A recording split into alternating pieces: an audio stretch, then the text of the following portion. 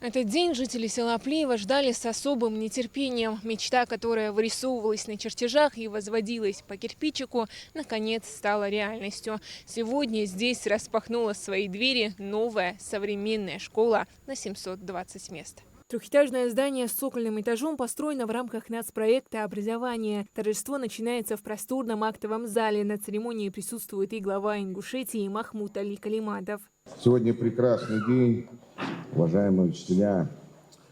Сегодня убежден, что созданы условия для вас, в первую очередь, потому что это ваш труд, и вы здесь проводите больше времени, чем, наверное, иногда дома. Второе, я хотел бы поздравить учеников. Вы должны все, что сделано, беречь.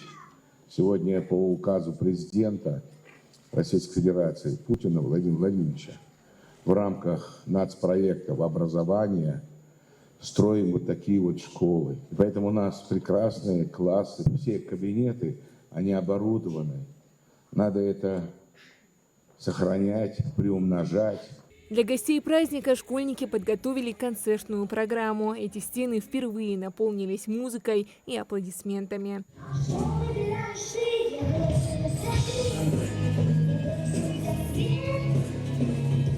Особое внимание в новой школе уделили практическим занятиям. Школьники могут работать на станках в столярной и слесарной мастерских. Глава региона лично обходит здание, отмечает важность профподготовки педагогов. Это просто всестороннее развитие ребенка.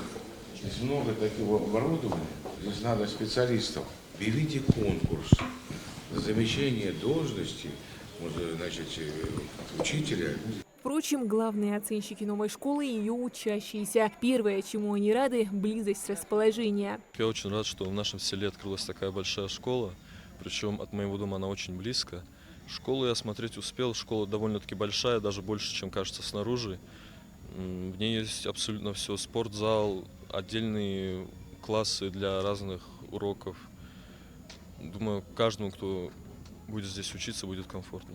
В здании 34 классных кабинета, большой спортивный и актовый залы, столовая на 180 мест. Особое внимание уделили дисциплинам этого века: оборудованные кабинеты технологии, робототехники, компьютерный класс. Данная школа хоть и не является центральной, но у нас тут густонаселенная местность, поэтому родители очень рады, что детям не придется далеко ездить, что они могут пешком дойти за 5-10 минут до своей школы.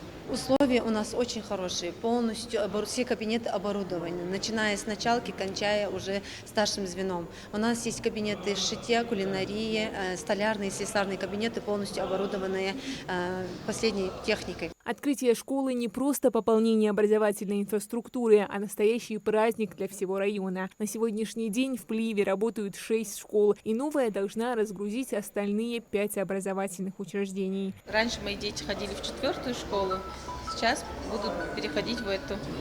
Она нам рядом сейчас. Есть много кружков, нам предоставят такую возможность тоже. Будем сегодня знакомиться. За последние 5 лет в Ингушетии построили 50 новых школ и столько же детских садов. Открыли современные образовательные центры и обновили учебную базу. Новая школа в Плиево принимает своих первых учеников. И есть все основания полагать, что ее стены станут надежной стартовой площадкой для будущих побед и достижений подрастающего поколения Ингушетии. Хадиджа Ивлоева, Билал Ахильгов, Султан Магушков, Магаз 24.